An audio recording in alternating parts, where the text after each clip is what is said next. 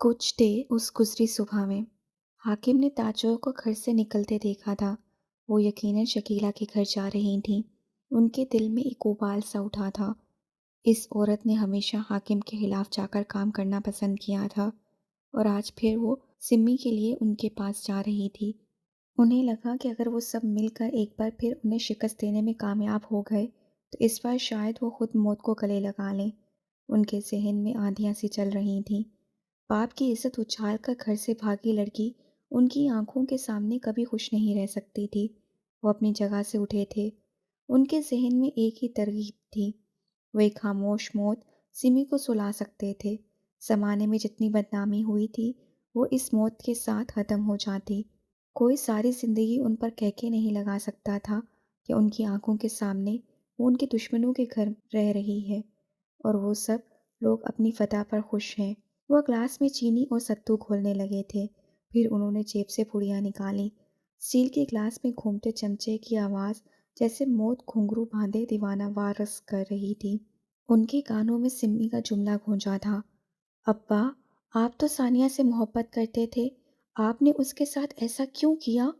वो अभी पुड़िया खोल नहीं पाए थे कि सड़क पार मस्जिद के स्पीकर से मध्यम मगर वाज़ा उलान सुनाई देने लगा था। हजरात, एक ज़रूरी ऐलान सुन लें। ऐसे वक्त में उनका दिल डूब कर उभरा। ये आवाज़ गैर मुतवक्का और ऐसे मौके पर सुनाई दी थी कि उनके हाथ लरस कर रह गए। करम इलाही, बक़ज़ाए इलाही वफ़ात पा गए हैं। स्पीकर से ये अल्फाज निकल रहे थे और वो पुड़िया फेंक कर बाहर की जानिब लपके। वो क्या करने जा रहे थे सब फरमोश हो गया। हुसैन अबूर करके अपने बैठक के अताते में पहुंचे थे। दीवारें छोटी थीं और ऐलान वाज़िया सुनाई दे रहा था, करम इलाही इस दुनिया से जा चुका था। वो करम इलाही जिसके साथ उनकी मासूम बेटी सानिया गई थी। आज सानिया से वो सहारा भी ख़त्म हो गया और कौन जाने कि वो सहारा था भी कि नहीं। कौन जाने को कितनी बार जी और कितनी बार जी कर मरी। हाकिम के फैसलों की भीन, अब्बा, आप तो सानिया से बहुत मोहब्बत करते थे। सिमी की आवाज़ की बाज़गश्त। वो ज़मीन पर बैठ गए। वो हार गए। मोहब्बत तो मैं तुमसे भी करता हूँ सिमी। कितनी बख्त हो तुम कि बाप की मोहब्बत की कदर ना कर सकी। वो बार बार सर पीटते थे और रोते हुए बुड़बुड़ाते जा रहे थे। क्यों बाप की सफ़ेद दाढ़ी पर राख मल दी? क्या इस दिन के लिए औलाद पाल कर जवान की जाती है? ये दिन देखने के लिए? मोहब्बत तो तुमसे भी। वो फूट फूट कर रोते रहे। वो एक ऐसा ही ऐलान सिमी का नहीं सुन सकते थे। वो बर्दाश्त नहीं कर सकते थे कि ऐलान उनकी जवान बेटी की मौत का हो रहा हो। कितनी ही देर रोने के बाद वो उठे तो उनके जहन से वो बुरा ख्याल निकल चुका था। वो सिमी को माफ़ करने पर तैयार थे। सबा ने कुछ दिन पहले ही हाकिम हुसैन के जहन में चलती वो पट्टी पढ़ ली थी। जब उससे तकिए के नीचे वो दवाई देखी थी जो चूहों को मारने के लिए थी। उसे इल्म हो गया था कि अब इस घर में क्या होने वाला है। आज मजहर घर वापस आ रहा था और आज ताजोर भी घर पर नहीं थी। उसकी नज़र ऐसे ही किसी मौके पर थी और जब उसने हाकिम को ग्लास में पानी डालते देखा उसकी आंखों में फातिहाना चमक भर गई थी। उसके दिल में बहुत पुरानी आग जल रही थी। तहसीक उड़ाने तक वो कुछ नहीं भूली थी और आखिरी कील ठोकने का सबब बनी नीलम की वो बात। मगर फिर इसी वक्त उसने हाकिम को तेज कदमों से बाहर जाते देखा। करम इलाही की मौत का ऐलान वो भी सुन रही थी। तजस्सुस में वो हाकिम के पीछे गई थी और फिर उसकी आंखों ने वो नाकाबिले यकीन मंजर देखा। हाकिम को उस बुरी तरह टूट कर रोते वो इस काया पलट पर दंग रह गई थी। क्या लम्हों में ऐसा हो सकता है? उसने भी लम्हों को बदलने का फैसला कर लिया। एक रिस्क लेने में उसका क्या चला जाएगा।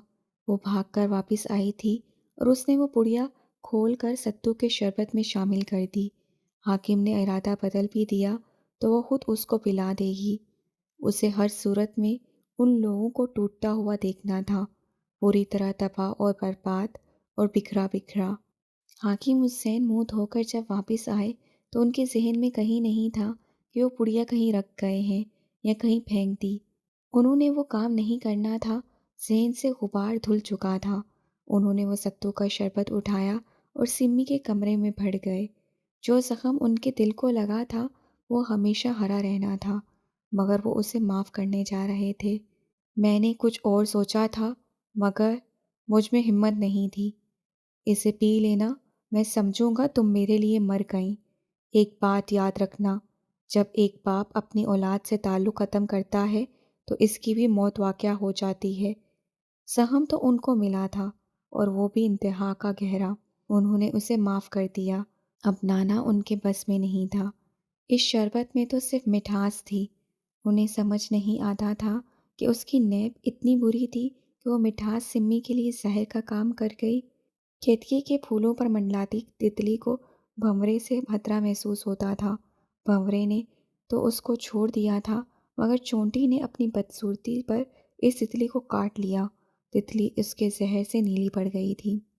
نیلم بڑے دنوں بعد ایک شام ان کے گھر کا چکر لگانے آئی تھی۔ صبا کو اس کی آمد کا بے صبری سے انتظار رہا تھا۔ وہ جب بھی آتی تھی تاجور کے لیے کچھ نہ کچھ بنا کر لاتی تھی۔ کوئی موسم کی سوغات بناتی تو تاجور کے لیے ضرور لاتی۔ صبا کی اہمیت پر وقت کے ساتھ ساتھ گرد پڑتی چلی گئی۔ اس کے دل میں ایک چبھن سی اٹھتی تھی۔ گزرا وقت اتنا بھی نہیں بھولا تھا اسے۔ وہ اس گھر کی فرد تھی، پر ان سب سے کٹی کٹی لگتی تھی۔ نیلم، میری بات سنو۔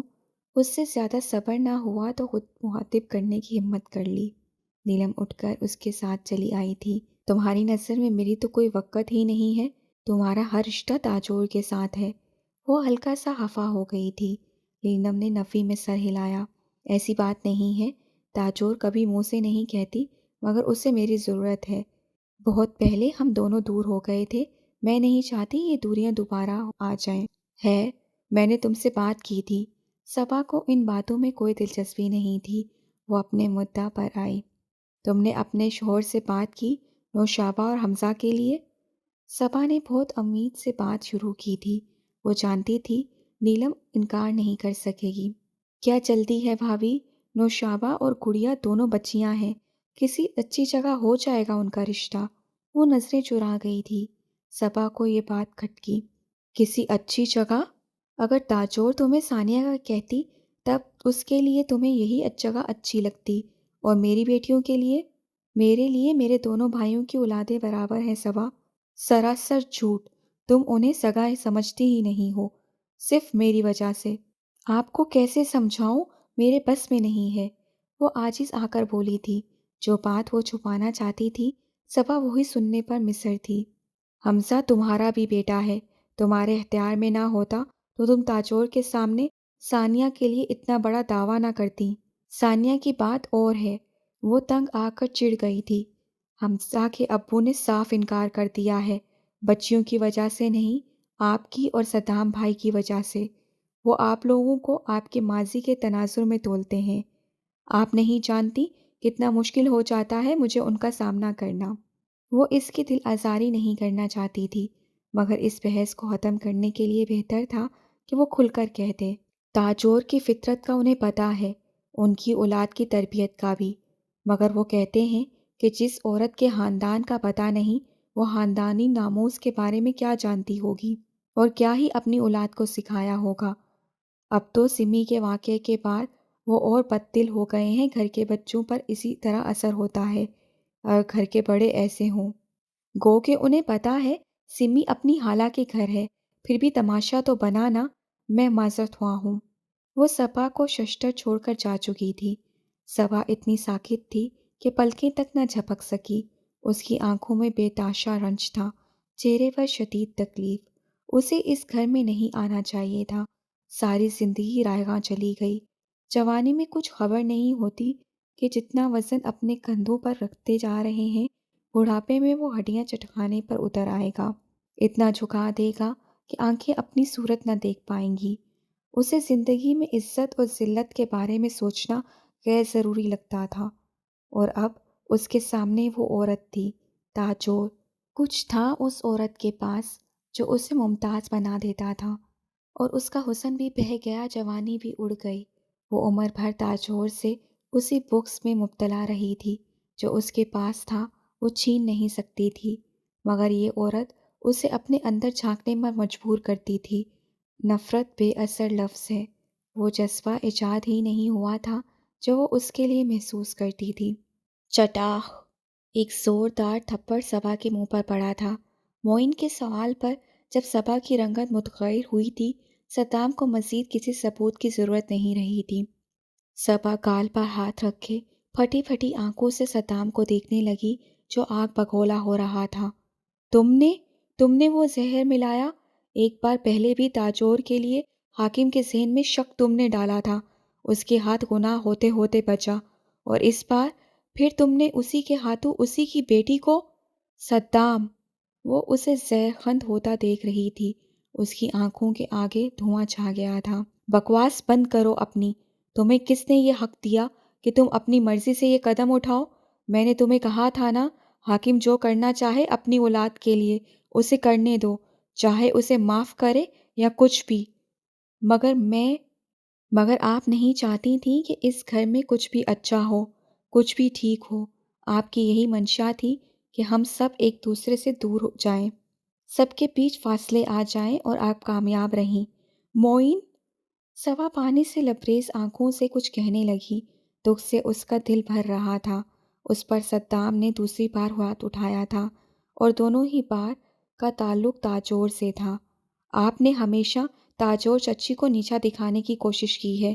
آپ اپنی نفرت میں اتنی اندھی کیسے ہو سکتی ہیں؟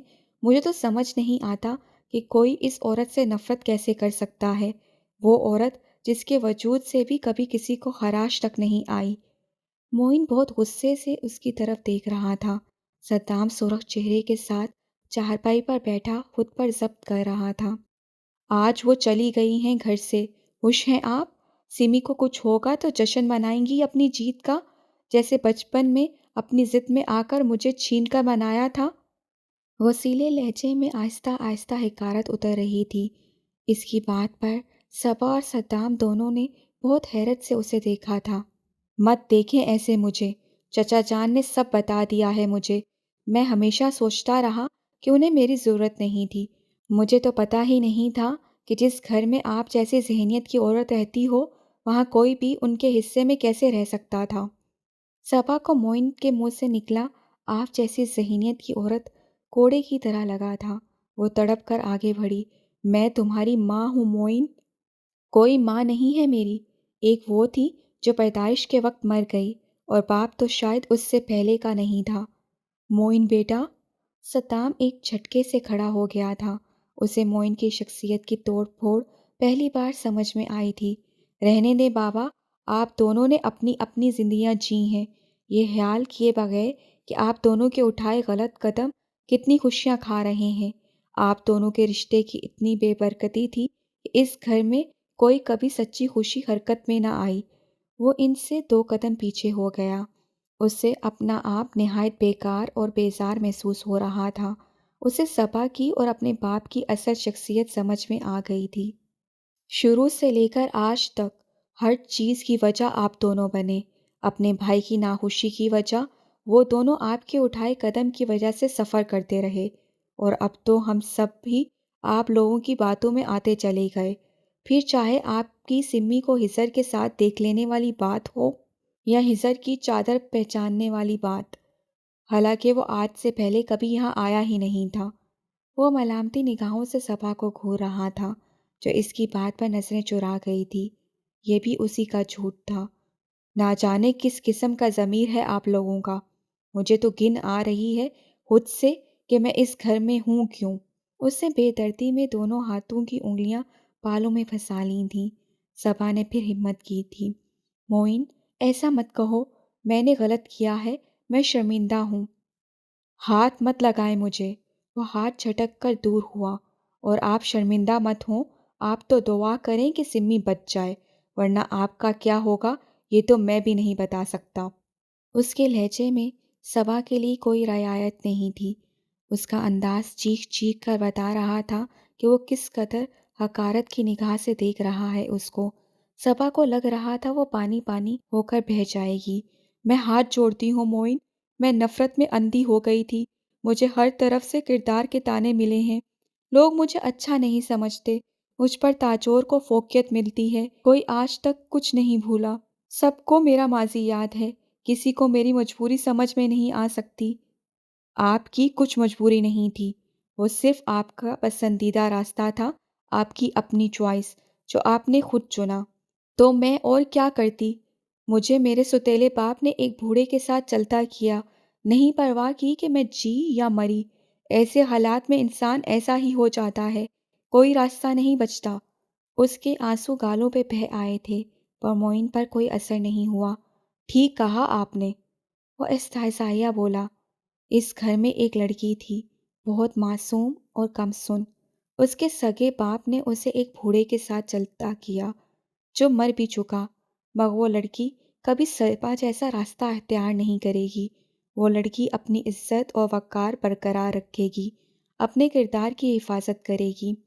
حالات انسان کو کبھی پستی میں گرنے پر مجبور نہیں کرتے جب تک اس کی اپنی سرشت نہ ایسی ہو۔ معین کی بات سے صبا کے پیروں کے نیچے آنکھ تھک گئی۔ اس نے انگاروں سے بھرا تھال اس پر اچھالا تھا، وہ سر تا پا جھلس گئی تھی۔ معین! صدام کی لرزتی آواز سنائی دی۔ اس کے اعمال اس کے بیٹے کے چہرے پر دکھائی دینے لگے تھے۔ کبھی کبھی ایک شخص پورے خاندان کو لے ڈوبتا ہے بابا۔ کاش اس عورت کو آپ نے اس گھر میں جگہ نہ دی ہوتی، کاش آپ نے کبھی اپنے قدم برائی کے راستے جاتے واپس روکے ہوتے۔ صدام زمین میں دھنس گیا تھا، اس کے ماتھے پر پسینے کی لکیریں پھوٹ پڑیں، اور کبھی کبھی اپنے گھر کی عورتوں پر کیے گئے ظلم سے ناراض ہو کر اللہ تعالیٰ اپنی تمام برکتیں چھین لیتا ہے۔ دیکھیں، آج پورا گھر اس طرح بکھرا ہے کہ کبھی سمٹ نہ سکے گا۔ اچھے لوگ آپ کی زندگیوں سے چلے گئے، جن کے دم سے یہ گھر لگتا تھا اب کھنڈر بن گیا۔ اس نے سر اٹھا کر ایک نظر پورے گھر پر بین کرتی خاموشی پر ڈالی۔ اس کو اپنے اندر گہرے اندھیرے اترتے محسوس ہوئے۔ چچا نے ان کی بہت ناقدری کی تھی، مجھے ان سے بھی شکوے ہیں، خود سے بھی پچھتاوے ہیں، مگر آپ دونوں کی میری نظر میں کوئی عزت نہیں رہ گئی۔ وہ افسوسناک انداز میں سر ہلاتا الٹے قدموں دور ہوتا گیا۔ صبا اور صدام کے چہرے کی ساری صورت نچوڑ لی گئی تھی۔ مرکزی دروازے میں کھڑے حاکم کا چہرہ بھی دھواں دھواں ہو رہا تھا۔ رات کی سیاہی ایک بار پھر اجالے کی آنکھوں میں سماتی جا رہی تھی، سفیدی معدوم ہوتی جا رہی تھی۔ ہلکی ہلکی رمجم کی پھوار زمین سے سوندھی سوندھی مٹی کی خوشبو جاگنے لگی۔ ایسے میں دروازے پر ہوتی دستک نے ثانیہ کو ڈرا دیا تھا۔ اس نے آنے والی رات کا سوچ کر دل مضبوط کیا ہوا تھا، پھر بھی اس دستک سے دل دھک دھک کرنے لگا تھا۔ وہ اکیلی رہ گئی تھی اور اسے اب اپنی حفاظت خود کرنی تھی۔ دستک تواتر سے ہونے لگی تھی۔ وہ دل کڑا کرتی اٹھ کر دروازے کے قریب آئی۔ کیا یہ شمریز ہو سکتا تھا؟ اگر شمریز بھی تھا تو وہ اس کی موجودگی بھی نہیں چاہتی تھی۔ کون ہے؟ اس نے دل پر ہاتھ رکھ کر پوچھا تھا۔ جواب میں گہری خاموشی ملی تھی۔ سناٹے ہلچل کر رہے تھے۔ ثانیہ کے دل میں عجیب سے خیال نے دستک دی تھی۔ کون ہے دروازے پر؟ اس سے دوبارہ پوچھا تھا۔ اس بار اس کی آواز میں کچھ تھا، اور جب دوسری طرف سے آواز آئی تو اس آواز میں بھی ویسا ہی کچھ تھا۔ دروازہ کھولو ثانیہ۔ وہ آواز سناٹے کو چیرتی ہوئی آئی تھی۔ وہ آواز ثانیہ کے دل میں گڑ گئی۔ ٹھک سے دروازہ کھولا اور کئی لمحے قدموں میں آ کر گر گئے۔ بے یقینی کا کچھ خوفزدہ سا رنگ تھا جو ثانیہ کی آنکھوں میں جم کر رہ گیا تھا۔ اس کے جسم سے جان آہستہ آہستہ کر کے نکل چکی تھی۔ بھائی! وہ سرگوشی کرنا چاہتی تھی، مگر اس کے فقط لب ہلے، آواز پیدا نہ ہوئی، خاموشی نہ ٹوٹی۔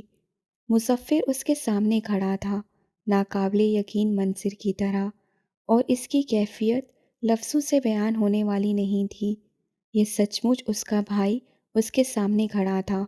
مظفر کے سامنے ملگجے سے اجالے میں وہ اجنبی سی لڑکی کھڑی تھی، جس کے چہرے کے نقوش میٹے میٹے ہوئے تھے، جس پر ثناءشائی کی ہلکی سی لہر دوڑتی تھی، اور بس۔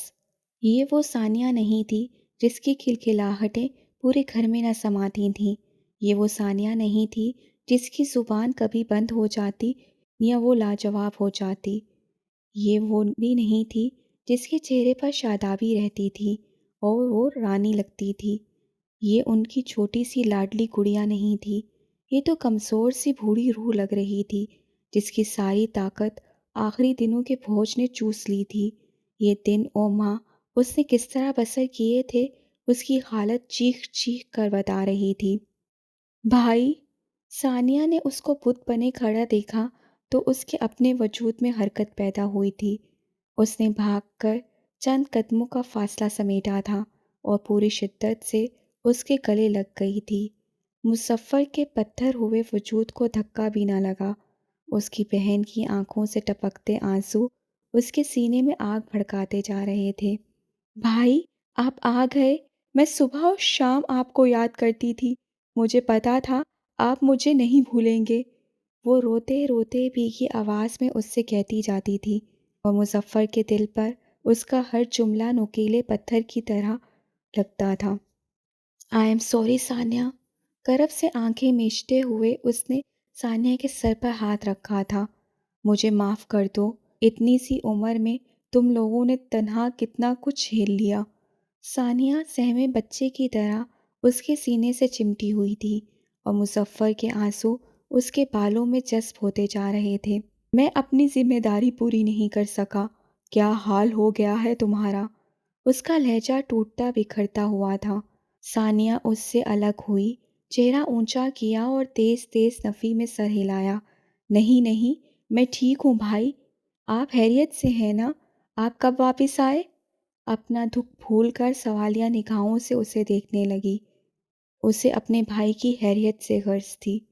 بہنیں ہمیشہ یہی کرتی ہیں۔ مظفر دونوں ہاتھوں میں چہرہ چھپا کر رو پڑا تھا۔ کیسے اسے بتائے کہ اس کا سامنا کرتے ہوئے اسے کتنی اذیت سے دوچار ہونا پڑ رہا ہے۔ آپ روئے مت پلیز۔ ثانیہ نے تڑپ کر اس کے ہاتھ ہٹائے تھے۔ دیکھیں، میں نہیں رو رہی، یہ تو خوشی کے آنسو ہیں۔ اس نے جلدی جلدی اپنے آنسو صاف کیے۔ اسے لگا اس کا بھائی اسے روتا دیکھ کر آنسو بہا رہا ہے۔ مجھے بہت خوشی ہو رہی ہے آپ کو اپنے سامنے پا کر۔ آپ نہیں جانتے اس وقت میں کتنا تنہا محسوس کر رہی تھی۔ نہ چاہتے ہوئے بھی اس کی آنکھیں پھر آنسوؤں سے لبریز ہوئی تھیں۔ مظفر نے نم آنکھوں سے اس کو دیکھا جو اس سے چھوٹی ہو کر اپنا غم چھپانے کو مسکرانے کی کوشش کر رہی تھی۔ مت روکو ان آنسوؤں کو، تمہاری تکلیف کا اندازہ ہے مجھے ثانیہ۔ ہم نے بہت زیادتی کی ہے نا تمہارے ساتھ، جس کی کوئی تلافی ممکن نہیں۔ میں نے تو کوئی شکوہ نہیں کیا ہے نا آپ سے۔ ثانیہ نے اس کے ہاتھ تھام لیے تھے۔ یہ سب میری قسمت میں تھا، آپ کا کوئی قصور نہیں ہے مظفر بھائی۔ آپ کس چیز کی تلافی کریں گے؟ وہ سوگواریت سے مسکرا رہی تھی۔ آپ آ گئے ہیں، میرے لیے یہی سب سے بڑی بات ہے۔ آگے ایسا لگتا ہے مدتیں ہو گئیں آپ کو دیکھے۔ ہم غیر ضروری باتیں نہیں کریں گے۔ اس نے خود کو کمپوز کر لیا تھا اور مظفر کو اس کے یہ رنگ بہت حیران کر رہے تھے۔ حالات نے واقعی اسے بہت بدل کر رکھ دیا تھا۔ اب تمہارا بھائی تم لوگوں کو چھوڑ کر نہیں جائے گا ثانی۔ بہت بڑی غلطی ہوئی مجھ سے کیا ہو گیا میری بہنوں کے ساتھ۔ سب کچھ ٹھیک کرنے کی کوشش کرتے ہیں ثانیہ، تم تنہا نہیں ہو، ہم سب ہیں۔ وہ اسے یقین دلا رہا تھا، اپنے ہونے کا احساس دلا رہا تھا۔ ثانیہ کو لگا جیسے سالوں سے صحرا کی سرزمین پر پہلی بار بارش برسنا شروع ہو رہی تھی۔ ہم سب ہماری اپنی دنیا میں، تم، میں، ہماری ماں اور ہماری… اس کا گلا روند گیا تھا۔ اگلے لفظ بولنے کی اس میں ہمت نہیں ہو رہی تھی، آنکھوں سے نیر بہہ رہے تھے۔ اور سمی وہ نہیں آئی؟ گھر میں ہے نا وہ؟ ثانیہ کے لہجے میں آنکھوں میں ایک حسرت ابھر رہی تھی۔ مظفر کا دل اس حسرت کے بھنور میں پھنسنے لگا تھا۔ اس لمحے اس پر انکشاف ہوا، اس سب میں سب سے زیادہ نقصان ثانیہ کا ہوا تھا، اس کی چھوٹی اور معصوم سی بہن کا۔ سمی بھی اپنوں میں رہی تھی، اپنے ٹوٹ کر چاہنے والے شوہر کے ساتھ، مگر قید و بند تو ثانیہ نے کاٹی تھی۔ تنہائی کی جیل میں سزا کی صوبتیں اسی کے حصے میں آئی تھیں۔ اس کی روح پر نہ جانے کتنے زخم لگے تھے۔ آپ بتا کیوں نہیں رہے؟ ثانیہ نے مدھم آواز میں پھر پوچھا تھا۔ مظفر نے نظریں چرائیں۔ میرے ساتھ چلو گی نا ثانی؟ وہ بڑے مان سے پوچھ رہا تھا۔ ثانیہ بجھ سی گئی۔ بھائی، آپ برا نہیں مانیں گے؟ وہ کھڑے کھڑے کشمکش کا شکار ہو کر پوچھ رہی تھی۔ مظفر نے اس کے بال سہلائے۔ کہو گڑیا، اپنے بھائی پر یقین نہیں ہے؟ ان دونوں کو خیال ہی نہیں آ رہا تھا کہ وہ اتنی دیر سے ایک ہی جگہ پر کھڑے ہیں۔ میں میں اس گھر میں واپس نہیں جانا چاہتی بھائی، میں ابا کا سامنا دوبارہ نہیں کرنا چاہتی۔ وہ لب کاٹتی ہوئی نیچے دیکھنے لگی تھی، انگوٹھے سے زمین پر لکیریں بناتی اس لڑکی میں اضطرابی کیفیت جھلک رہی تھی۔ ہم وہاں نہیں رہتے افسانیہ، اس نے گہری سانس خارج کی تھی۔ اماں نے وہ گھر چھوڑ دیا ہے۔ کیا؟ ثانیہ کو اپنے کانوں پر یقین نہیں آیا تھا، مگر مظفر کے منہ سے نکلی اس بات میں شک کا پہلو نہیں ہو سکتا تھا۔ ہم ہاسپٹل جا رہے ہیں ثانی، تمہیں سمی سے ملنا ہے نا؟ اس نے اپنی ابھرائی آواز پر قابو پانے کی کوشش کی، مگر ثانیہ اپنے قدموں پر ڈگمگا گئی۔ ہاسپٹل؟ سمی؟ وہ پوچھ نہیں سکی۔ ابا نے سمی کو زہر دے دیا ہے، مظفر نے کہنے کے بعد اس کی نگاہوں کا سامنا نہیں کیا تھا۔ ثانیہ نظریں اٹھائے مظفر کو دیکھ رہی تھی۔ مظفر کی نگاہیں کہیں اور تھیں، پھر وہی سناٹے کی ہلچل، خاموشی کا ارتعاش۔ یعنی بعض اوقات ہمارے پاس کچھ بھی باقی نہیں رہ جاتا، نہ کرنے کے لیے کچھ، نہ سہنے کے لیے کچھ، نہ کہنے کے لیے کچھ۔ یہ جیسے کوما کی عجیب سی حالت ہے، سمی کی فائل چیک کرتے ہوئے ڈاکٹر نے ہزر سے کہا تھا، اور اسے تسلی دیتی ہوئی آگے بڑھ گئی تھی۔ سمی ٹھیک ہو جائے گی ہزر بھائی، ہم کوشش کر رہے ہیں، اللہ بہتر کرے گا۔ ڈاکٹر انم بار بار اسے تسلی دیتی تھی۔ ہزر کی امید ہر گزرتے گھنٹے کے ساتھ کمزور پڑتی جا رہی تھی۔ وہ کیسے سمجھاتا کسی کو کہ اسے بستر پر پڑا دیکھ کر ہزر کو کہیں چین نہیں آ رہا تھا۔ اس کی حواس میں رہنے کی سکت ختم ہوتی جا رہی تھی۔ میں اسے کسی اور شہر لے جاتا ہوں، کسی اور اچھے ہاسپٹل، اس نے پر امید لہجے میں پوچھا تھا، مگر اسے انکار کر دیا گیا تھا۔ اس کی حالت ابھی ایسی نہیں تھی کہ اسے کسی اور جگہ شفٹ کیا جاتا۔ وہ گھنٹوں راہداری میں ٹہلتے ٹہلتے اس کی طرف دیکھتا رہتا تھا، مگر اس کی حالت میں کوئی سدھار نہیں تھا۔ دوائیں کام نہیں آ رہی تھیں، دعائیں بھی کام نہیں آ رہی تھیں۔ شمائلہ کو شمریز نے گھر چلنے کو کہا تھا۔ پاپا اسے اپنے آس پاس نہیں دیکھنا چاہتے تھے۔ وہ محترم آنکھوں کے ساتھ باہر نکلی تو اسے ہزر نظر آیا تھا۔ وہ ہمت جمع کرتی مرے مرے قدموں سے اس کے قریب چلی آئی تھی۔ ہزر، اس نے بہت دھیمی آواز میں پکارا تھا۔ ہزر پلٹا تو اسے دیکھ کر آنکھوں میں سرد مہری سی اتری۔ شمائلہ ہر آنکھ میں اپنے لیے یہی جذبہ دیکھ رہی تھی۔ پلیز بات سن لو، اس نے التجائیہ انداز میں اس کے بڑھتے قدم روک لیے تھے۔ وہ ابھی تک کٹھور دل نہیں ہوا تھا۔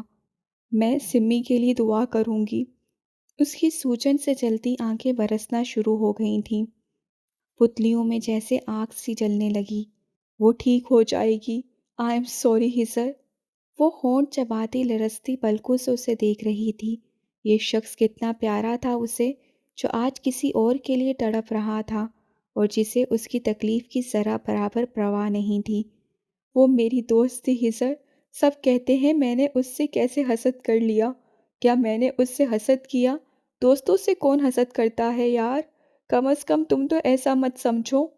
اس کا چہرہ گیلا ہوتا جا رہا تھا۔ ہزر کو اس کی بات سننے میں کوئی دلچسپی محسوس نہیں ہو رہی تھی۔ میں تمہاری کوئی بات نہیں سننا چاہتا، پلیز اس وقت۔ وہ حسد نہیں تھا، ہاں میں خود کو سمجھتی تھی اہم، سمی سے زیادہ خود پسند تھی، کیونکہ اسی نے مجھے ایسا فیل کروایا، اسی نے مجھے ہانس بنایا۔ میں نے صرف تم سے محبت کی ہے ہزر، محبت میں ہر انسان خود غرض بن جاتا ہے نا۔ میں، تم، ہر انسان۔ میں نے تمہیں پانے کے لیے غلط راستے اختیار کیے، اور ان غلط راستوں کا خمیازہ آج وہ بھگت رہی ہے۔ وہ واپس مڑا تو اس کی آنکھوں سے شعلے لپک رہے تھے۔ تم آج صرف اس وجہ سے رو رہی ہو کہ کوئی تمہیں اہمیت نہیں دے رہا۔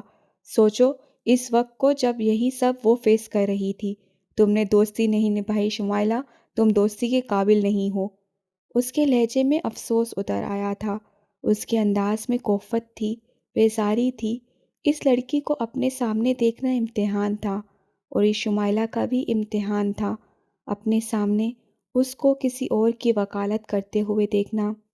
سمی ٹھیک ہو جائے گی، اسے ٹھیک ہونا پڑے گا، ہاں، ہزر نے اسے دیکھتے ہوئے اس بات میں سر ہلا کر کہا، میرے لیے اسے ٹھیک ہونا پڑے گا۔ ہماری محبت، ہماری زندگی، ہماری خوشیاں ادھوری نہیں رہ سکتی۔ وہ سمی ہے، وہ دھوکہ نہیں دے سکتی شمائلہ۔ ہزر کی آنکھوں میں جھلکتا رنگ اور لہجے سے ٹپکتی محبت۔ شمائلہ کا چہرہ دھواں رنگ ہو گیا تھا، مٹی مٹی ہو گیا تھا۔ محبت کہانیوں میں ادھوری اچھی لگتی ہے، لیکن زندگی میں نہیں۔ اللہ تعالیٰ میرے ساتھ ایسا نہیں کرے گا۔ ایک صبر کا اور ایک یقین کا آنسو ٹوٹا۔ شمائلہ بہادر خان ٹوٹا دل اور خالی دامن لیے کھڑی تھی۔ وہ اس شخص کو پوری طرح سے گنوا چکی تھی۔ پہلے نہیں مانتی تھی، اب مان چکی تھی۔ وہ چھوٹے چھوٹے قدم اٹھاتا اس سے دور جا رہا تھا۔ کیسا دل کو دھاڑس دینے والا لہجہ تھا اس کا۔ یقیناً وہ محبت پانے کے قابل تھا۔ کسی کے پاس پانے کے لیے اتنا کچھ منتظر تھا اور اس کے پاس لٹانے کو بھی کچھ نہیں رہ گیا تھا۔ خالی پن کبھی کبھار ایسا بھی ہوتا ہے جہاں اپنے ہی جسم اور روح کے کھنڈر میں سانسوں کی آواز جھنکار بن کر دیر تک گونجتی رہتی ہے۔ صبا کی سسکیاں سارے صحن میں پھیلے عجیب سے احساسات سے دوچار کر رہی تھیں۔ وہ گھر جس کی ساری رونقیں ختم ہو گئی تھیں، صدام حسین کو اس عورت پر ترس نہیں آ رہا تھا جس سے وہ کبھی محبت کے دعوے دار ہوا کرتا تھا۔ تم اپنی زندگی اسی اصولوں پر گزارنے کی قائل تھیں۔ تم بڑے فخر سے بتاتی تھیں کہ تمہارے ہاتھ کتنے مرد بے وقوف بنتے رہے ہیں۔ تم میرے ساتھ بھی اتنی آسانی سے رہنے پر تیار ہو گئیں جیسے تمہارے لیے عام سی بات تھی۔ وہ سنجیدہ سے لہجے میں آج اپنا اور اس کا احتساب کر رہا تھا، اور آج یہ باتیں صبا کو برچھی کی طرح لگتے ہوئے پوری طرح گھائل کرتی جا رہی تھیں۔ پھر تمہیں عزت کا اتنا شوق کیوں چڑھا کہ پہلے تاجور پر اور پھر اس کی بیٹی کو قتل کروانے پر تیار ہو گئیں؟ تمہیں خوف نہیں آتا صبا؟ کس قدر گر گئیں تم؟ ہاں، یہ میں ہی ہوں، وہی صبا۔ جب تک عزت ہوتی دیکھی نہیں تھی، تب تک قدر بھی نہیں تھی۔ جب اس عورت کو دیکھتی تو عزت کی بھوک شدید حملہ کر دیتی تھی۔ آپ سے شادی کر کے محبت اور چھت تو مل گئی، عزت پھر بھی نہ مل سکی، نہ آپ کے نام سے، نہ مقام سے۔ اس کی آنکھوں کا کاجل چہرے پر پھیلا ہوا تھا۔ وہ آج صدام کا بھی الٹا آئینہ بن گئی تھی جو اس کے اعمال اور اصلیت دکھا رہا تھا۔ آپ کی بہن تک آپ کی عزت نہیں کرتی، ہمارے بچوں کو اپنانے پر تیار نہیں۔ کیسی زندگی گزاری ہے ہم نے صدام حسین، سیاہ اور منہ چھپانے والی، آج اپنی اولاد تک کو منہ دکھانے کے قابل نہیں۔ وہ بلبلا رہی تھی، پوری طرح سے رو رہی تھی۔ اس کے کلیجے پر بار بار ہاتھ پڑتا تھا، صرف حقارت بھرا احساس، رد کیے جانے کا درد۔ یہ تمہاری وجہ سے ہوا ہے، صدام نے کمزور سے لہجے میں دفاع کی کوشش کی تھی۔ حالانکہ اب تو وہ وقت تھا جب انسان اور ضمیر دونوں کی عدالت درپیش ہوتی ہے۔ ساری زندگی آپ مجھے کسی کی نظر میں عزت نہ دلا سکے۔ مجھے اپنے اندر کی کھولن نکالنے کے لیے یہی کرنا تھا۔ میں تو اب سمجھ رہی ہوں کہ عزت وہ بندہ دلاتا ہے جس کی اپنی عزت ہو۔ ہم دونوں ایک ہی کشتی کے سوار ہیں صدام حسین۔ بکواس مت کرو۔ وہ بے چینی سے اٹھ کھڑا ہوا تھا، پھر غصے سے سرخ چہرہ لیے ٹہلنے لگا۔ صبا کی باتیں برداشت سے باہر تھیں۔ تم نے نہایت گھٹیا حرکت کی۔ میں نے ساری زندگی تمہیں سر آنکھوں پر بٹھایا، تمہیں اپنے گھر میں جگہ دی، اور تم نے میرے ہی بھائی کا گھر تباہ کر دیا۔ وہ غصے کا شکار ہونے لگا تھا، تبھی قدموں کی چاپ ابھری تھی۔ قدم گھسیٹ گھسیٹ کر چلتا حاکم دیکھ کر حاکم لگتا نہیں تھا کہ جھکے کندھوں والا یہ وہی شخص ہے جس کے قدموں کی دھمک سے بہت سے دل ہل جاتے تھے۔ آج وہ اپنے ہی قدموں پر ہل ہل کر چل رہے تھے۔ میں نے اپنا گھر خود تباہ کیا صدام حسین۔ ان کے وجود پر ہی نہیں، ان کی آواز پر بھی لرزش طاری تھی۔ جوانی سے لے کر بڑھاپے تک تم نے اپنی زندگی بھی جی لی اور میری بھی۔ وہ اس کے مقابل آ کھڑے ہو گئے تھے۔ صدام کی رنگت بدلی، کوئی سایہ سا لہرایا۔ بڑا بننے کا ہمیشہ شوق تھا مجھے، ہر معاملے میں، تو ظلم کے معاملے میں سبقت لے گیا۔ تمہاری غلطیوں پر پردہ ڈالتے ڈالتے میری تو زندگی بدتر ہوتی رہی۔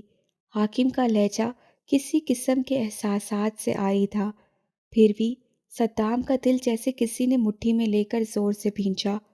حاکم، سنبھالو خود کو۔ کیا تھا جو تم اس عورت سے نہ ملے ہوتے؟ کیا تھا اگر مولوی چچا کو علم نہ ہوا ہوتا؟ کیا ہو جاتا اگر میں اس عورت کو تمہارے ساتھ نہ دیکھتا؟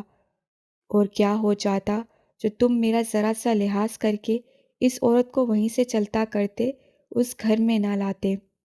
صبا کی سسکیاں بند ہو گئی تھیں۔ وہ لبوں پر ہاتھ رکھے اپنی مزید بےعزتی دیکھنے پر مجبور ہو رہی تھی۔ سب کچھ تم لوگوں کی وجہ سے ہوتا چلا گیا اور تم دونوں اپنی زندگی جیتے رہے۔ اس عورت کی نحوست میرے تمام رشتوں کو نگل گئی، اور تو اور میری اولاد کو بھی۔ اور تو اور میری اولاد کو برباد کرنے میں بھی تمہارا ہاتھ ہے۔ وہ آہستہ سے کہتے کہتے زور سے کہکا لگا کر ہنس دیے تھے۔ نہ تم سمی پر اتنا بڑا الزام لگاتے، نہ اسے دنیا کے سامنے سے گھسیٹ کر یوں لاتے، تایا تھے اس کے، پوچھ لیتے، یقین کر لیتے اس پر، اسے اپنے گھر کی عزت بنا لیتے، کچھ تو بچ جاتا۔ انہوں نے اپنے سر پر ہاتھ مارے تھے۔ اب تو وہ کچھ بھی کر لیتے، واپس آنے والا نہیں تھا۔ میں نے ہمیشہ غصے میں فیصلے کیے، تمہاری بے حسی کا غصہ، اپنی بے بسی کا غصہ، اس عورت کی موجودگی کا غصہ، تاجور کی دوری کا غصہ۔ کچھ بھی اچھا نہیں ہوا میرے ساتھ۔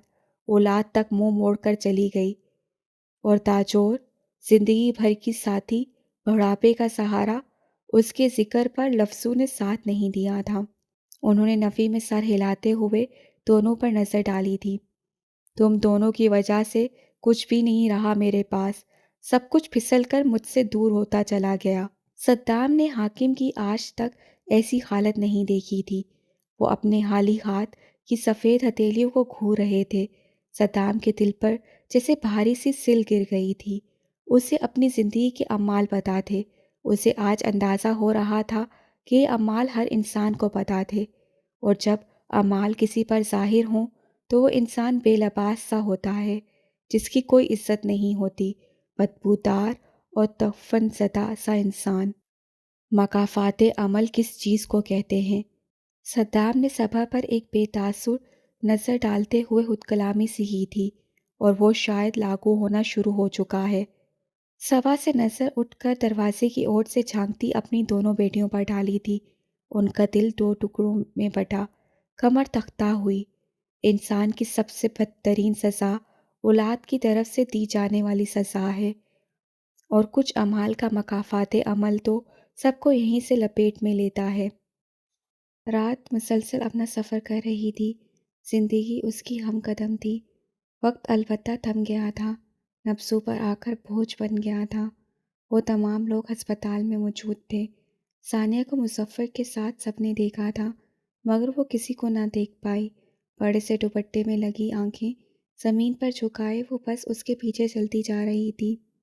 ایک روم کے سامنے پہنچ کر اس نے ایک بے بس سی نگاہ مظفر پر ڈالی تھی۔ کاش یہ بات جھوٹ ہوتی، مگر جس جھوٹ کی خواہش کی جائے وہی ہمیشہ سچ ہوتا ہے۔ اس کمرے کے اندر اس کی بہن موجود تھی، وہ بہن جو نہ اسے دیکھ سکتی تھی نہ پہچان سکتی تھی۔ جی کڑا کرتے ہوئے دھیرے سے دروازہ کھول کر وہ اندر داخل ہوئی تو پہلے ہی قدم پر ٹھٹک گئی تھی۔ سمی کا ہاتھ پکڑے کوئی شخص ٹک ٹک کے باندھے دیکھ رہا تھا۔ اتنی محویت سے کئی لمحوں بعد اسے ثانیہ کی موجودگی کا احساس ہوا۔ اس نے نظریں اٹھا کر ثانیہ کو دیکھا تو دھیرے سے سمی کا ہاتھ اپنی جگہ پر واپس رکھ دیا۔ چپکے سے آنکھوں کے گوشے کو انگوٹھے سے چھوا۔ آپ؟ ثانیہ تاخیر میں مبتلا ہو گئی تھی۔ یہ وہی مہربان شخص تھا جو اس سے پہلے بھی مل چکا تھا، جس نے اس کی مدد کی تھی اور جس کی شخصیت اور اچھائی وہ کبھی نہیں بھول سکی تھی۔ آپ تو وہی ہیں نا؟ آپ یہاں؟ اس کی سمجھ میں نہیں آیا وہ کیسے اپنے لفظوں کا اظہار کرے۔ ہیزر اس کے سامنے یوں آ کھڑا ہوا کہ پیچھے سے سمی چھپ گئی تھی۔ کیسی ہو ثانیہ؟ ایک ٹھنڈی آہ بھرتے ہوئے اس سے بھوجل لہجے میں سوال پوچھا تھا۔ وہ سر تک نہ ہلا سکی۔ آئی ایم سوری، میں نے تمہیں پہچاننے میں دیر کر دی تھی، جس کی وجہ سے تمہاری بہن مجھ سے اتنے ناراض ہو گئی ہے، وہ مایوسی و شکست خوردہ انداز میں کہہ رہا تھا۔ ثانیہ ہنوز اسی حالت میں رہی۔ لیکن میں واپس آیا تھا تمہارے لیے، پر تم وہاں تھی نہیں۔ میں سمجھ نہیں پا رہی۔ اس نے آنکھیں میچ کر اپنے سوئے ذہن کو جگانے کی کوشش کی تھی۔ وہ اپنے محسن کو اپنے سامنے دیکھ رہی تھی، اور جو اس کا دل سوچ رہا تھا وہ کچھ بہت منفرد تھا، بہت انوکھا تھا۔ میں ہزر ہوں، تمہارا بہنوئی اور خالہ زاد بھائی، ہزر نے نرمی سے اسے بتایا تھا۔ سمی سمی ٹھیک ہو جائے گی۔ وہ ہمیشہ سے اسی لہجے میں بات کرتا تھا، خصوصاً ثانیہ سے پہلی ملاقات سے ہی، جیسے بڑے چھوٹوں کو شفقت سے ٹریٹ کرتے ہیں۔ کوئی اور ہوتا تو ثانیہ شاید کوئی بہت شدید رد عمل دیتی، مگر اس وقت غم اور خوشی کے دھوپ چھاؤں سا سما تھا۔ وہ اپنے تاثرات نہ دکھا سکی۔ میں اپنی بہن کو دیکھو۔ وہ اس کے سر کو ہلکا سا چھوتے ہوئے سائڈ سے باہر نکل گیا تھا۔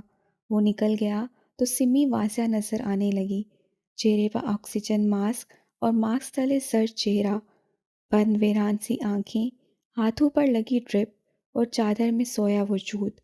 ہر چیز سے وحشت ہوئی، ہر چیز سے دہشت لبکی۔ وہ لب سختی سے وہاں پیوست کرتی اس بستر کے قریب آئی تھی جہاں وہ لڑکی سوئی تھی، جس نے اسے کئی مہینوں سے نہیں دیکھا تھا، جس کی صورت کو دیکھے بنا اس کا گزارا نہیں ہوتا تھا، جو صورت دنیا کی سب سے پیاری صورتوں میں سے ایک تھی۔ سمی! اس کی آواز کمرے میں جیسے آہ بن گئی، گونج کر پھٹ گئی، زخم ہو گئی۔ ابا نے تمہیں کس جگہ پہنچا دیا؟ کوئی کیسے تمہیں اس حالت میں دھکیل سکتا ہے؟ تمہیں دیکھ کر تو سب قربان کر دینے کا دل چاہتا ہے۔ کوئی تمہیں کیسے؟ ہاتھ پر منہ رکھ کر وہ پھوٹ پھوٹ کر رو دی تھی۔ سارے زخم پھر سے ہرے ہو گئے تھے۔ کتنے حسین دن دیکھے تھے انہوں نے زندگی سے، یہ رشتہ کس قدر خوبصورتی سے نبھایا تھا، ایک دوسرے پر جان چھڑکنے کی حد تک۔ اس حالت میں بھی اس کے دل میں اپنی بہن کے لیے کوئی منفی جذبہ نہیں ابھرا تھا، اور اب وقت کے ہاتھوں میں امتحان کے پرچے ختم ہونے میں نہیں آ رہے تھے۔ ایک زندہ تھی، دوسری زندہ میں نہیں لگ رہی تھی۔ میں نے اس وقت کا بہت انتظار کیا سمی، جب تم آؤ گی اور مجھے دیکھو گی، میرے گزرے وقت پر گلے لگاؤ گی، اور وہ سارے دکھ تمہیں سناؤں گی جو مجھ پر بیتے، مگر تم دغا دے گئی۔ وہ اس کے ہاتھ کو چومتے ہوئے شکوہ کنا ہو رہی تھی۔ اس کا دل چاہ رہا تھا ابھی اسے اٹھا کر سیدھا بٹھا دے۔ وہ اس طرح بالکل اچھی نہیں لگ رہی تھی۔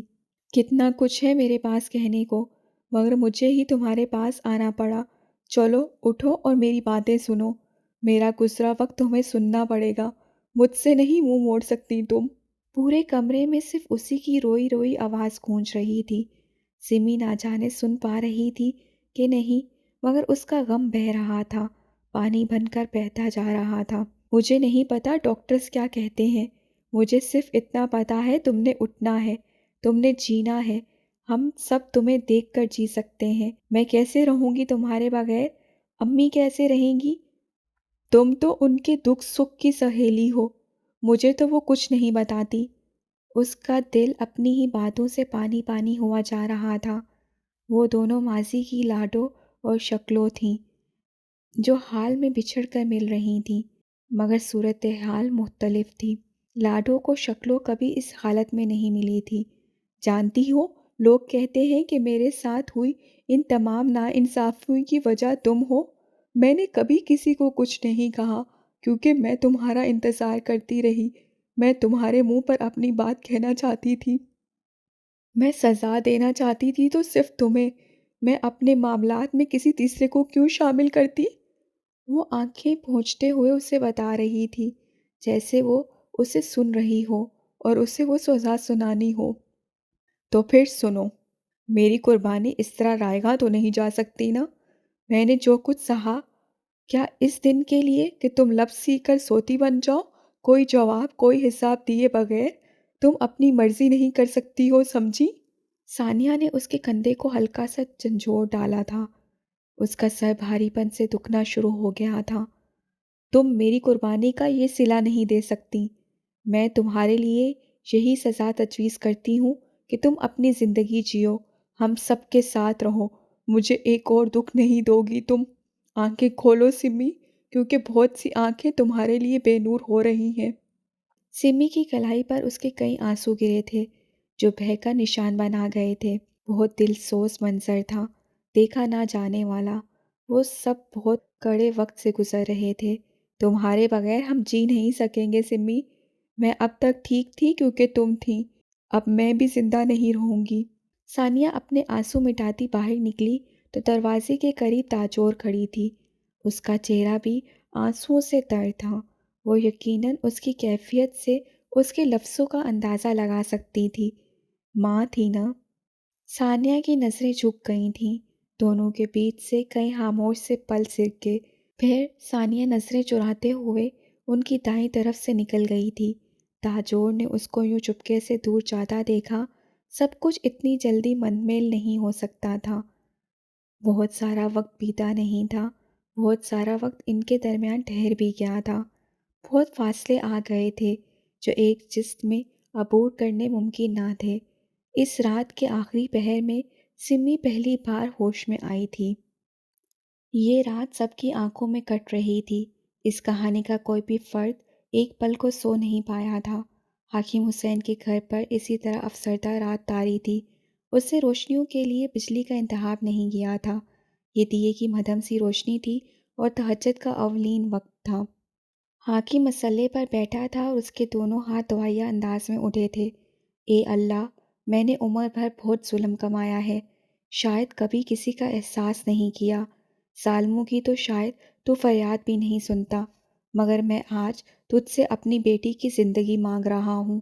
مجھ پر ایک اور احسان کر دے، دو جہانوں کے مالک، میری بیٹی کو زندگی دے دے۔ میری خطاؤں کی سزائیں میری اولاد کو۔ کھوٹی کھوٹی سسکیوں میں وہ ایک ہی فریاد کرتے جا رہے تھے اور تاریکی ان پر منڈلا رہی تھی۔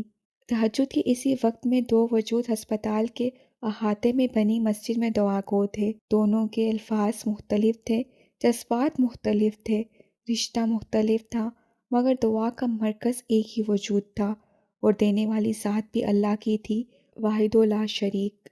یا اللہ، ہم تیرے کرم کے طلبگار ہیں، ہم پر اتنا بوجھ مت ڈال جتنا ہم سہ نہیں سکتے۔ میں تجھ سے اپنی بیوی کی زندگی مانگ رہا ہوں، ایسے وقت میں جب تو کسی کی فریاد نہیں ٹھکراتا۔ مجھے سمی واپس کر دے یا اللہ، جس طرح تو نے اسے میری زندگی میں شامل کیا۔ تیرا یہ بندہ اس آزمائش کے قابل نہیں ہے۔ خضر نہ جانے کتنی دیر سے اسی حالت میں بیٹھا تھا۔ دعاؤں میں آنسو شامل ہوں تو اخلاص کی کمی باقی نہیں رہتی، کسی اور کا ہوش بھی نہیں رہتا۔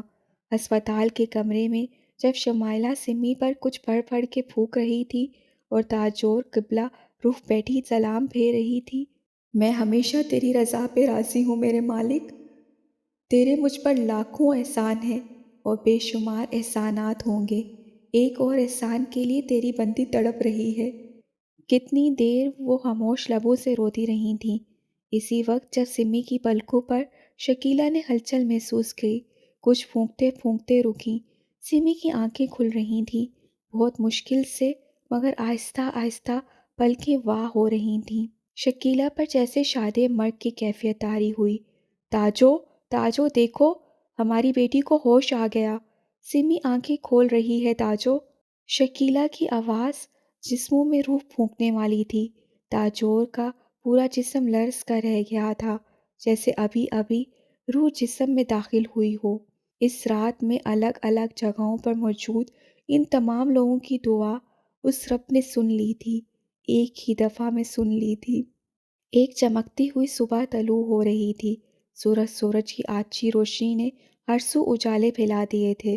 تاریکی کا پردہ چاک ہو چکا تھا، زمین سے بھی اور زندگی سے بھی۔ بہادر خان ہاسپٹل سے ڈسچارج ہو کر گھر جا رہے تھے۔ شمریز سے انہیں گاڑی میں جب بٹھا دیا تو دوسری طرف جاتے ہوئے اسے گارڈن میں بیٹھی لڑکی پر ثانیہ کا گمان ہوا۔ وہ ٹھٹکا، ثانیہ یہاں نہیں ہو سکتی تھی۔ پھر وہ رکا، غور کیا تو وہ ثانیہ ہی تھی، ہاتھ میں چائے کا ڈسپوزیبل کپ۔ وہ چائے کم پی رہی تھی اور پاؤں زیادہ ہلا رہی تھی۔ شمریز بے اختیار ہو کر اس کی سمت کھینچا چلا آیا تھا۔ ثانیہ! ایک بے تاب سی آواز نے ثانیہ کو متوجہ کیا، وہ بھی اسے سامنے پا کر اتنی ہی چونکی تھی۔ تم یہاں، سب خیریت ہے؟ اس نے نہایت پریشانی سے دریافت کیا تھا۔ تشویش اس کے چہرے پہ لکھی تھی۔ اس سے گہری سانس لی، سر اس بات میں ہلایا، اب خیریت ہے؟ سب خیریت ہے شمریز؟ وہ بہت مطمئن نظر آ رہی تھی۔ گو کہ سمی کی طبیعت پوری طرح ٹھیک نہیں تھی، وہ خطرے سے باہر تھی۔ یہ ان کے لیے معجزے سے کم نہ تھا۔ اللہ کا شکر ہے۔ شمریز کی رکی رکی سانس خارج ہوئی۔ وہ مسکرایا تھا۔ وہ نہیں بتانا چاہتی تھی تو اس کی مرضی، مگر سب ٹھیک تھا، یہ اہم چیز تھی۔ تم کیا کر رہے ہو یہاں؟ وہ حیرت انگیز طور پر نارمل لہجے میں گفتگو کر رہی تھی۔ شمریز کو اچھا لگا، بہت اچھا لگا۔ بابا کو ہارٹ اٹیک ہوا تھا۔ اوہ! افسوس کے انداز میں ہونٹ سکڑے۔ اب ٹھیک ہے وہ؟ الحمدللہ، وہ سکون سے بولی تھی۔ شمریز چند لمحے اس کو دیکھتا رہا، پھر اس سے لب کشائی کی۔ پہلے بھی کافی دفعہ تم سے معافی مانگ چکا ہوں ثانیہ، ایک دفعہ پھر مانگنا چاہتا ہوں۔ بہت شرمندہ ہوں تم سے۔ اس کی آواز میں معذرت کا عنصر تھا۔ ثانیہ نے کچھ سوچا۔ اب کس لیے؟ اپنی بہن کے لیے۔ وہ جھوٹی تھی، اس سے سب کچھ کیا، مگر سارا الزام سمی پر ڈال دیا۔ میں کسی سے نظریں ملانے کے قابل نہیں، میرے پاس تو کہنے کے لیے بھی کچھ نہیں۔ وہ دھیرے دھیرے بول رہا تھا۔ ثانیہ کی آنکھیں سی چمکیں، چہرے کے تاثرات بدلے، سوچ اور خیال بدلے۔ تمہاری بہن نے سب کچھ کیا تو اب نظریں ملانے کے قابل نہیں۔ سوچو، ہم نے تو کچھ کیا بھی نہیں تھا، ہماری کیا حالت رہی ہوگی جب سراسر بہتان کے بوجھ اٹھانے پڑ جائیں۔ میں سمجھ سکتا ہوں۔ اب سمجھ کر کیا کرو گے؟ وہ احمقانہ بات پر ہنس دی۔ تم صرف اپنی سچویشن سمجھ لو شمریز، مجھے اور کوئی توقع نہیں تم سے۔ اس نے اسے برالذمہ کر دیا۔ ہو سکے تو معاف کرنے کی کوشش کرنا۔ میں نے معاف کر دیا ہے شمریز، مجھے اب اپنی زندگی میں کوئی نیگیٹیوٹی نہیں چاہیے۔ میں نیگیٹیوٹی ہوں تمہاری زندگی کی؟ وہ دکھی ہو گیا تھا۔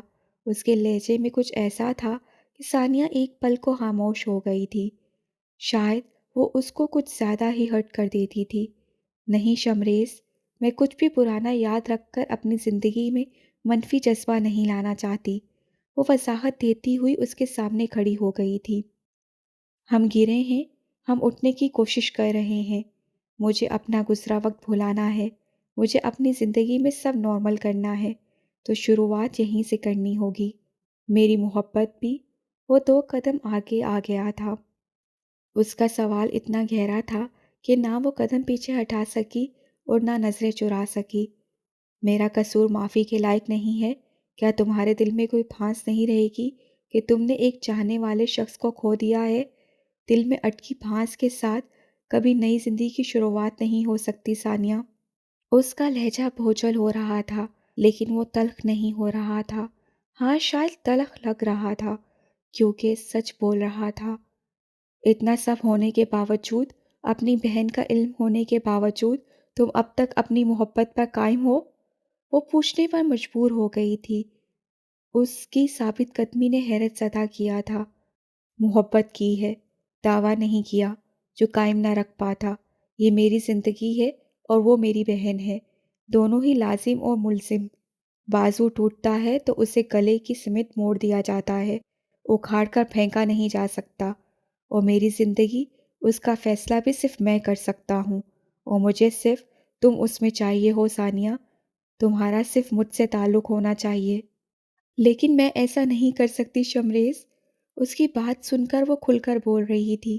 شمائلہ کے ہاتھوں دیے گھاؤ سمی کو کبھی نہیں بھولیں گے۔ وہ بے عزتی، وہ ذلت، وہ مار، اس کی روح پر وہ نشانات ہمیشہ باقی رہیں گے۔ میں اپنی بہن کی بری یادوں پر اپنی خوشیوں کے محل تعمیر نہیں کر سکتی۔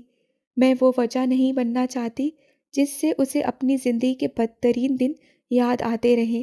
میں ایسے کسی شخص سے کوئی تعلق نہیں رکھنا چاہتی۔ وہ پہلی بار شاید سوچ کا اظہار کھل کر کر رہی تھی۔ شمریز کے سر سے جیسے بوجھ ہٹا۔ شکر ہے کہ تم نے مجھے بتایا تمہارے ذہن میں کیا چل رہا ہے۔ وہ ہلکا سا مسکرا رہا تھا، چہرے پر یک بیک تازگی لوٹ آئی تھی۔ تم صرف اس لیے مجھے قبول نہیں کرنا چاہتی کہ تمہارے اپنوں کو دکھ پہنچے گا۔ اتنی سی بات پہلے نہیں بتا سکتی تھیں شمریز؟ میں سب سے اپنا مقدمہ لڑوں گا ثانیہ، مجھ پر یقین رکھو، میں سب کو منا لوں گا۔ تم نہیں جانتی تم نے کتنے مہینوں سے جاری جنگ میرے اندر سے آج ختم کر دی ہے۔ ثانیہ عجیب سی نظروں سے اسے گھور رہی تھی، جو نہ جانے کون کون سے مطلب اخذ کرتا خوش فہمیوں کے محل کھڑے کر رہا تھا۔ میں تم پر کبھی اپنی محبت مسلط نہیں کروں گا، تم جو چاہو گی وہی ہوگا، میں تمہیں وقت دوں گا، مگر تم یہ یاد رکھنا کہ تمہارے بغیر بالکل ادھورا ہوں۔ وہ جس انداز میں کہہ رہا تھا اور جس استحقاق سے کہہ رہا تھا، ثانیہ چاہ کر بھی کچھ نہیں کہہ پائی تھی۔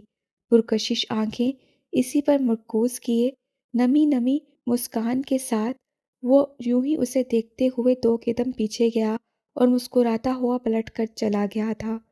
مگر ثانیہ تو کتنی ہی دیر بیٹھ نہیں سکی تھی، اپنے قدموں پر جمی کھڑی رہی، چائے ٹھنڈی ہوتی رہی، وہ شمریز کی باتوں پر سوچتی رہی۔ پہلی بار فرصت سے، دانستگی میں، اتنی محویت سے کہ پھر چائے کی سطح پر شمریز نامی انسان کی شکل ابھرنے لگی تھی۔